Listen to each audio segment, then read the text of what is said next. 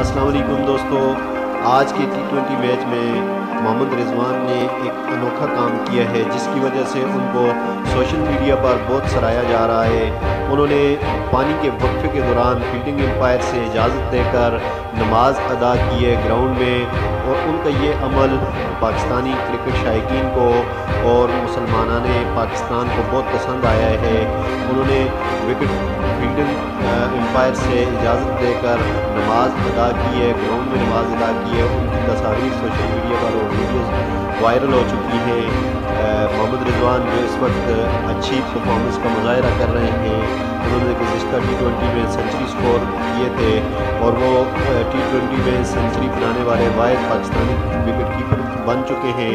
इसके अलावा उन्होंने तीनों फॉर्मेट्स में सेंचुरी बनाई है और ये उनका एजाज़ है कि दुनिया क्रिकेट के वो दूसरे विकेट कीपर बन चुके हैं जिन्होंने तीनों फॉर्मेट्स में सेंचुरी स्कोर किए हैं।